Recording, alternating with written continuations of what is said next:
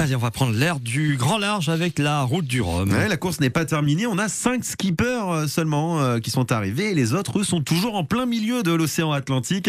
Une bonne centaine de concurrents naviguent vers la Guadeloupe, dont Mathieu Claveau, le skipper marseillais engagé dans la catégorie des classes 40.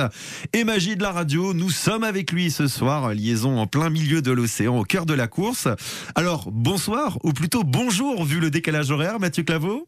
Oui, bonjour. Bon, question simple déjà, là, pouvez-vous nous dire exactement où vous vous situez dans l'océan Atlantique? Vous êtes plus près de Pointe-à-Pitre que de Saint-Malo, ça y est ou pas? Alors oui, je suis à la moitié quasiment, un peu plus de 1200 km dans le sud-ouest des Açores et à 1800 1000 de Guadeloupe. Donc, non, vraiment au milieu, donc, il commence à faire chaud. Et je suis dans les alizés, donc des vents portants, donc c'est plutôt sympa. Ah oui, donc il fait de plus en plus chaud chez vous, alors que là, chez nous en Provence, il fait de plus en plus froid. Voilà le décalage, Mathieu. Mais donc la carte postale autour de vous, voilà, c'est une mer agitée en ce moment, là au niveau vous avez décrit. Alors la mer oui, il doit y avoir un mètre de vague, et du coup ça fait des fortes accélérations du vent, donc on a 20 nœuds en normal. Vous avez un œil, ouais, voilà, vous avez un œil en permanence sur la situation, même en nous répondant là en ce moment sur France Bleu Provence. Donc ce qui est quand même incroyable, vous le disiez, voilà la situation. Comment vous vous sentez physiquement, parce que est-ce que vous arrivez à vous reposer avec un peu ces quarts là, ce système pour récupérer, vous arrivez à le tenir ou pas? Alors je le tiens par la force des choses avec un gros réveil. Là j'ai un petit ventilateur, là c'est vraiment la nouveauté sur cette course. J'ai mis un petit ventilateur dans le bateau et ça me permet de beaucoup mieux récupérer.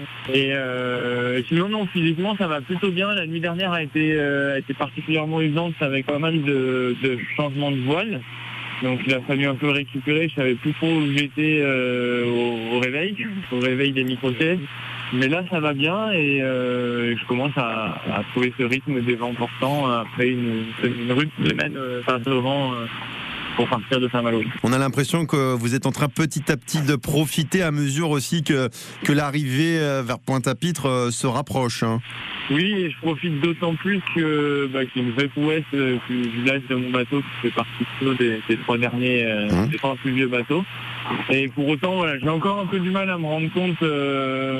Avant-hier, je me disais, tiens, en fait, aujourd'hui, je vais pas à Marseille, je vais pas à Marignane dans les bouchons, je suis en train de traverser l'Atlantique, ça m'a fait un petit pincement au cœur. Mais pour autant, je suis quand même très concentré, donc je ne vais pas trop m'autoriser à savourer quoi que ce soit parce que je sais que la route est encore longue et il faut vraiment rester vigilant et pas qu'il y ait victoire dans nos objectifs personnels trop tôt.